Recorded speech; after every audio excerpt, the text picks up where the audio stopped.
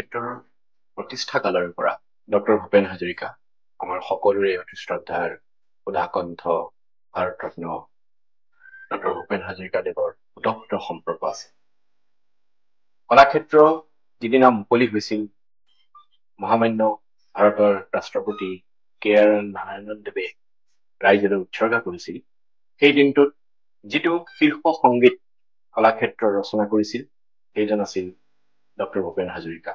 আৰু তেখেতেই ৰাষ্ট্ৰপতি মহোদয়ৰ সন্মুখত সেই গীত পৰিৱেশন কৰিছিল। ডক্টৰ ভূপেন হাজৰিকাদেৱে তেখেতৰ জীৱনকালত শ্ৰীমন্ত শংকৰদেৱ কলাক্ষেত্ৰৰ বিভিন্ন কাৰ্য আঁচনি আৰু বিভিন্ন অনুষ্ঠানৰ সৈতে নিবিড়ভাৱে জড়িত আছিল। আৰু সেইবাবেই সুধাকণ্ঠই জীৱনৰ অন্তিম বেলাত তেখেতৰ সমগ্ৰ জীৱনৰ যিসমূহ সম্পদ আছিল সেইসমূহৰ সংৰক্ষণ আৰু সেইসমূহ যাতে সৰ্বদাই ৰাইজৰ সন্মুখত আমি দাঙি ধৰিব পাৰো, সেই লক্ষ্যৰে তেখেতে ৰাজহুৱাভাৱে কলাক্ষেত্ৰলৈ সকলো জীৱনজোৰা সাধনাত বা জীৱনৰ পথত যিসমূহ তেখেতে আহৰণ কৰিছিলে কৃতিত্ব, তেখেতৰ সম্পদ আদি যিসমূহে তেখেতৰ জীৱনচৰ্যা পৰিচালিত হৈছিল, সকলোবোৰ শ্ৰীমন্ত শংকৰদেৱ কলাক্ষেত্ৰলৈ আনুষ্ঠানিকভাৱে দান ৰূপে আগবঢ়াইছিল। আৰু তেখেতে ৰাজহুৱাভাৱে কৈছিল, শ্ৰীমন্ত শংকৰদেৱ কলাক্ষেত্ৰই মোৰ শেষ ঘৰ। আৰু সেই শেষ ঘৰত আমি তেখেতক সদায় বিচাৰি পাওঁ, তেখেত সদায় আমাৰ মাজত থাকে।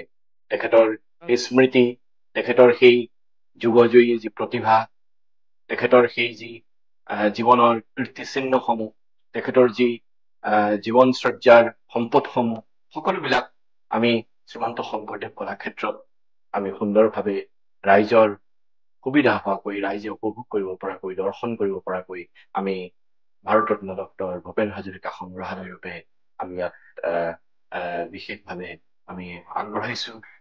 সুধাকণ্ঠৰ সৈতে বিভিন্ন সময়ত কাম কৰা বা তেখেতৰ গুণগ্ৰাহী লোক আছে।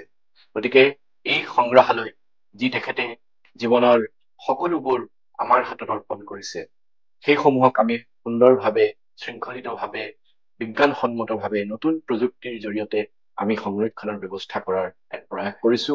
আৰু আমি ভাবো নতুনকৈ নিৰ্মাণ হবলগীয়া এই সংগ্ৰহালয় চৌহদ হব, যি গৃহ হব, ই এক অতি আকৰ্ষণীয় আৰু অতি উন্নত পৰ্যায়ৰ হব। আৰু মুখ্যমন্ত্ৰী মহোদয়ে বিশেষভাৱে এই ক্ষেত্ৰত নিজেই উদ্যোগ গ্ৰহণ কৰিছে।